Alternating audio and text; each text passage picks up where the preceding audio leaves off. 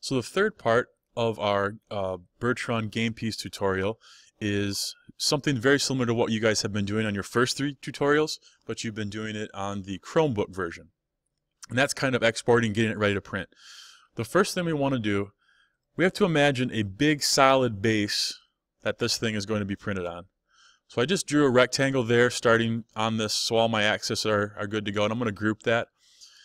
And I just want to make sure, and I believe it's already on there, I want to make sure that it says on the face in the group. Perfect. Let's now move our game piece a little bit and make sure that it says that it's on the face in this group. Perfect. So we're thinking about this rectangle as the actual base of our 3D printer. If it tried to 3D print this Panther, though, it wouldn't work. All our filament would just drop to the table. So we want to spin that and lay it flat.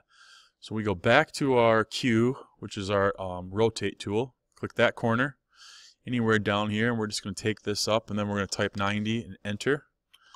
And now it's laying flat, and it's going to print a whole lot better. And let's get them a little bit closer together. So now I'm going to print my game piece in two different versions, which will then eventually come back together. As I got thinking about it, I kind of worried. There's literally zero clearance between the opening for this and the opening for our peg. Let's change that a little bit. Let's create a little bit more space for ourselves. So we're just going to push-pull this surface back, and we're not going to go very far. 0.1 millimeter. Okay?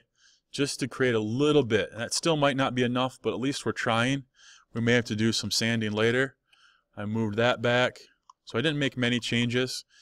And now, before I actually export this as an STL file, a .stl file, I want to get rid of that base. If you've got the person still standing in yours, get rid of that person. This is all I want to print, okay? How am I going to do that? I go up to File. Let's save it to make sure that all those changes I made are now in there. Go back up to File, and we're going to export, and we want to export the 3D model of this.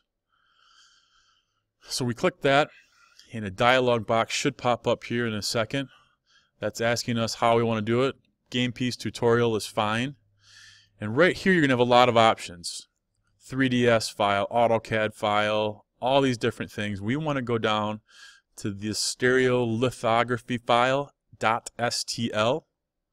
Okay, you can title it whatever you want here. You can print yours to the desktop, wherever you know where to find it. I've created a file just for 3D printing. Okay, so this is where I'm now going to export that to. So now I've exported the file and I am ready to print this. What I would recommend you guys doing when we're ready to print this, not this piece, but when we actually do our game pieces, I'm going to have you export both the SketchUp file and the STL file to our Google Classroom assignment when we're ready to do that. For now, for you guys, when you're done with this, I want you to export the exact same thing. That STL file you're going to attach to the assignment, and I'm now going to show you how to do the ping file just like we did on our Chromebook tutorials. So we're going to export now, but instead of a 3D model, a 2D graphic. Here's where you can choose which type of image file we want to ping. So now I'm going to export that to the same place, and I'm ready to then attach those to my Google Classroom thing, Google Classroom assignment, and turn that in. But this is also, that STL file is exactly what we would use to print this. So this completes our tutorial now. You should be able to get through this assignment, and this is exactly what you'll turn in to the Google Classroom assignment.